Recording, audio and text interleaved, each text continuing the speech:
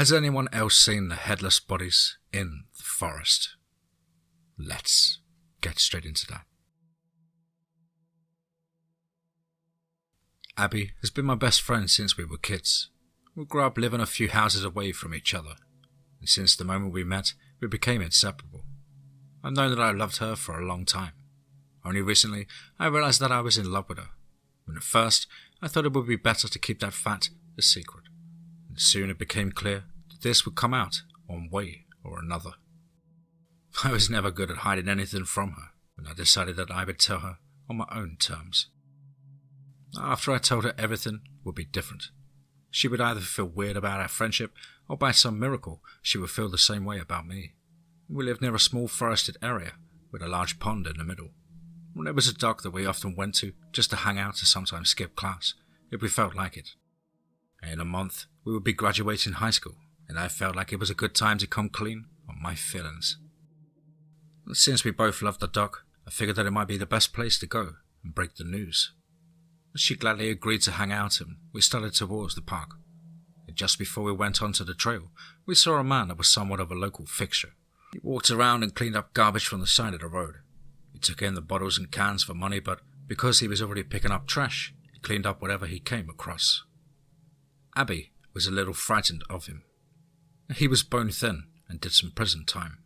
Normally dressed in well-worn but mostly clean clothing, he didn't seem like the type of person we should talk with. I had no issue with him and kind of respected him for cleaning up the area. He was just walking out in the woods with a nearly full clear trash bag, when it took me a few seconds to remember his name. "What are you girls up to? Taking a hike?" he asked when he was close enough to speak to us. I could never place his accent. It was faint. Once I noticed it, I was super bothered, trying to figure it out. "Just going for a walk, Mr. Kendall." The high school students knew him because he would do everyone a favor and clean up after the big parties. Despite his appearances, he was an alright guy. And I wondered what mistake in his past got him in prison in the first place. "Be careful, alright? The woods feel bad today. Plus, there's those, what are they? Yipping things? Coyotes? Yeah, I heard some. Come back out soon." Abby kept her distance when we spoke, and I don't think he blamed her. A lot of people didn't get close to him. At least, he was good enough of a person to worry about us. And in all my years living in the area, I'd never seen a coyote, but I knew they lived in the woods. "I will be careful. Thank you, Mr. Kendall." "Yes, thank you," Abby added. She didn't look as wary as before. I think she was so freaked out by him because they never actually talked to each other before. He gave us a worried look, but continued on down the road, looking for more cans. And we should have listened to him and stayed out of the woods. As we walked, we spoke about whatever current drama within our friend group and our future plans. We took this path 100 times before, so didn't even pay attention to where we were headed. "Do you think we'll have enough money to move in with each other after school?" Abby asked me when we brought up our future goals. And I wanted nothing more than to live with her, but I didn't think she would want anything to do with me after that night. "I hope so. I've been saving whatever I got from my job," I told her. I only had a part-time job and delivered newspapers before school. It wasn't much, but at least it was something to start with. Abby opened her mouth to speak when she heard a noise. Her hand flew into mine as we both looked around, trying to find the source. It was a thumping sound, one that echoed through the trees. We stopped dead on the trail, wondering on what the hell could have made that noise like that. "Do you think a tree fell over?" I offered. "No, I've heard trees falling. It's more cracking than a big thud," Abby said, trying to keep her voice even. Another thud came and we both jumped. After a few more coming even closer, I decided my confession could wait. Whatever that noise was, we did not want to find out. "Time to go?" I asked her, and she nodded her head and confirmed it. Still with her hand in my own, I turned to walk back the way we'd came. I thought I went blind for a few seconds. Abby let out a yelp of surprise as we stood in the dark. It was later in the day, but it was impossible for the sun to set so quickly. And as my eyes adjusted, I could see a full moon high above it, shining through the trees. It gave us enough light to see by. "What in the world?" I asked, voice low. Abby already had her phone out trying to get some help or check the time. It refused to work at all. Might as well been a brick, it was that useful. Mine was acting up as well. As scary as the sun suddenly going away was, we were still in a good spot. I knew where on the trail we'd stopped. If we just kept walking, we'd be out of these woods in a few short minutes. "This doesn't make any sense," she said, looking around the dark trail. I took a hand again to help her start moving. We could not afford to stop. And I heard another thumping noise, and it motivated us to move faster. No matter how far we walked, it felt like we were going nowhere. And I was starting to get very scared, but needed to keep it together for her. Those thumping noises kept echoing around us. As more time passed, as we didn't get to the end of the trail, I found I could gather up my courage enough to turn my head towards the noise. And what I saw would remain in my nightmares forever. At first, I thought someone was hanging in the trees. I saw a pale figure dressed in white, their feet dangling. The thumping sound was the wind blowing the body against the tree. I felt sick at the sight, made me freeze in my tracks. And as the sky cleared of clouds and more moonlight came through the leaves, I could see more figures in the branches bumping against the bark. Abby let out a choke sob when she saw what I was staring at. But something was wrong. I didn't see any rope the bodies were being hanged with, and I didn't see any heads. If there was no rope, then how were those bodies in the air like that? My skin crawled and I wanted to get the head out of there. I tugged on Abby's hand for us to get moving again. I don't know if it was because we moved or if it was random, but the bodies started to turn towards us. I did not want to stick around. I was nearly dragging Abby as we bolted down the path. As we ran, I heard those bodies following us. I was brave enough to look over my shoulder once to see them just floating in the treetops. They bounced off anything in their way, limp and mostly silent. I heard their clothing rustling through the air as they floated around. Abby was trying her best not to cry, and I was in such a state of shock I nearly gave in to my sobs myself. We'd just been walking on a safe trail, and now, for whatever reason, a dozen floating headless bodies were coming after us. I didn't understand this. Nothing made sense. I just wanted to tell my best friend how I felt about her. I should have said it sooner, so at least I wouldn't bring regrets to my grave.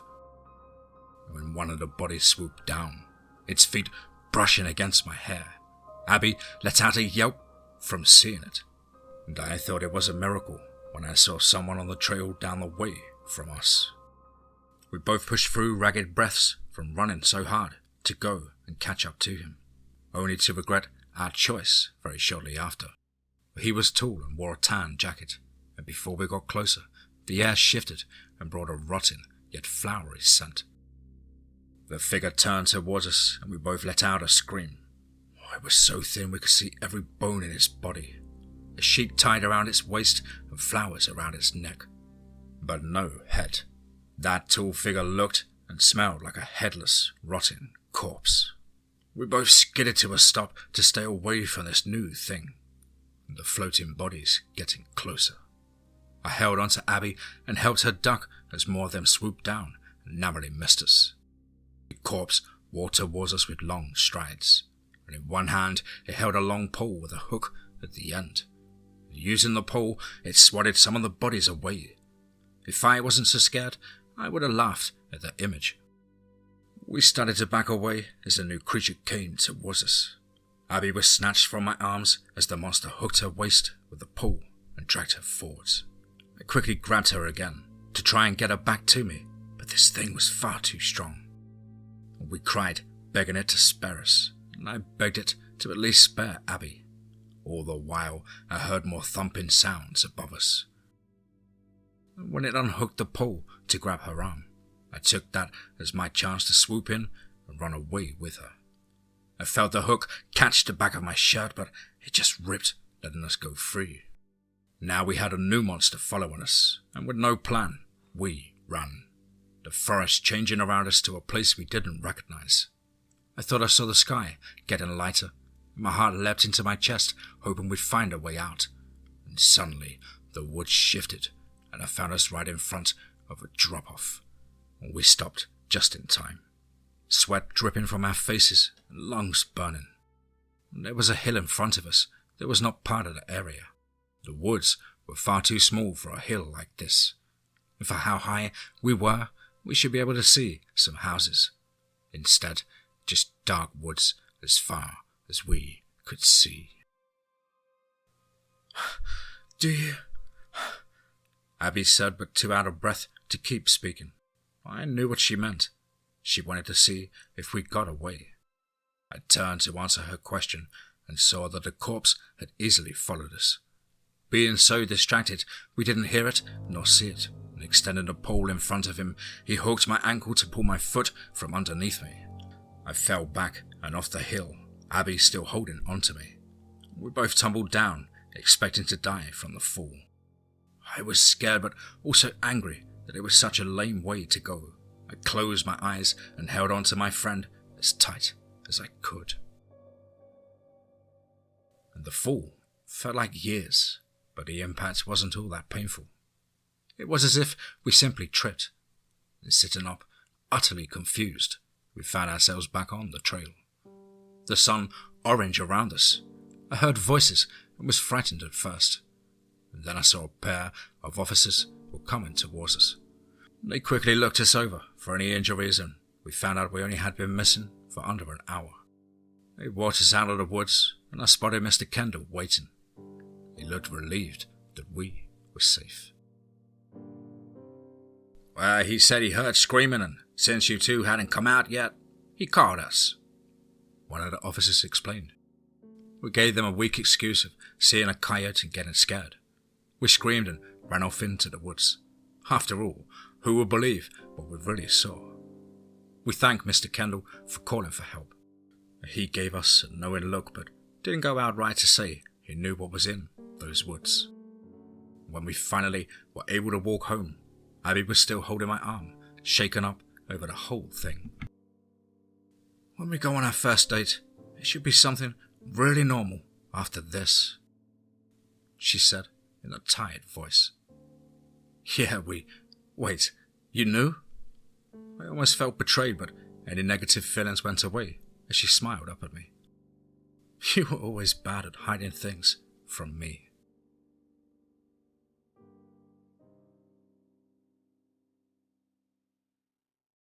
The rules of our woods.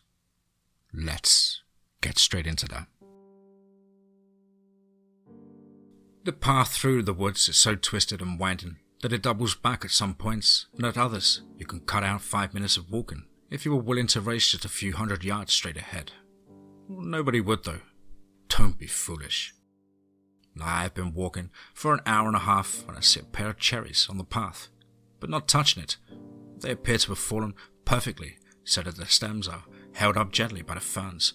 I duck down to examine the berries and find them almost perfect, and I reach my hand out to touch it when, "Don't pick up their gifts." One of the warnings I've heard all of my life rings clearly in my head. Are these fruit really a gift though? There's certainly cherry trees in these woods, and though I can't see any right now, that doesn't mean that there are none close enough for this to be a natural occurrence. I eat the berries and continue on my way. In our village, adults tell children what to do in the woods before they are old enough to venture out there, before they're even old enough to walk, or in some cases. If you take their gifts, listen to the whispers in the forest, insult them or leave the trail for any reason, then you could be taken. Some children who are taken are replaced by false, corrupted versions. Some are merely removed, never to be seen again. They never replace the adults. As a teenager, teetering between childhood and adulthood, I wondered whether their rules would allow them to send a replica back in my stead. I wonder if they would even want to. The whisper started up a few minutes later. I can't remember if they alarmed me the first time, but I've been on this trail many times before today. The whispers are not things that we should listen to, but despite that, or perhaps more likely because of that, they are beautifully melodic. I've heard riddles, insults, and compliments over the years, each one in a compellingly sweet tone. And I've walked these paths so many times that, by all rights, I should have tripped. But whether due to them or my own poor coordination, I fall hard and slide down the slope to the left of the track. No matter how you look at it, I'm definitely off the path now. And I hear giggling all around, though I can't see a single source. Oh yeah, you think you're funny? You really think you're clever? Your tricks are stupid and you're stupid, you just... Why did you come? She asked me. Whilst parents told their children the rules of the woods, what mother who truly cared about their child's safety would not only fail to catch them, but actively allow their child to walk this way, time and time again? My mother told me that you take people and send them back all wrong, and that a good, pure child had been taken from her, and I was sent back instead. And there was a pause, and I could hear creaking as she breathed. That is not true of the matter. I know that. I know it. I have no memories of the woods before the age of 8, and she already started telling the story by then. And so I know it's just a story, and that I didn't come from here, but this is still where I want to be. And I'd stop crying, perhaps because there was no longer any point. I'd made my case, and she would either choose to accept me, or she wouldn't. This choice cannot be undone, and our ways are not like the ones you have known. We are not what you might consider kind. And I shrugged. Neither were they. All children learn the rules of the woods, but so too do all the adults. They take alarming truths and flavor them with suspicion and fear. They use stories of the forest to hide truths from inside the village, in a place that no neighbor will dare to scrutinize too carefully. It is true that the beings in the forest will steal those who break the simple rules.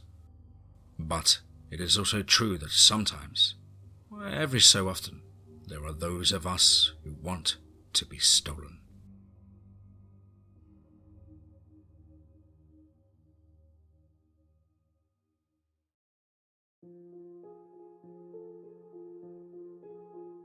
Wow. Certainly another one. Wow. Short but epically sweet. Couple of stories there from our good friends over on Reddit, No Sleep. Big thank you guys for your input on the show. Really did enjoy your stories and look forward to more of your work in the future. And of course, I really hope you enjoy my rendition. Well, guys and girls as ever, you know the drill. Please do let us know what you thought down below in the comments box. Please do like and share. It really does help build the channel and our community further. And why not hashtag TeamFEAR and DMT's Cryptid crew. Now, if you're an aspiring author or would just like to get in touch, please do so at the contact email, which is as on screen. contactthedeadone@gmail.com. I really look forward to hearing from you.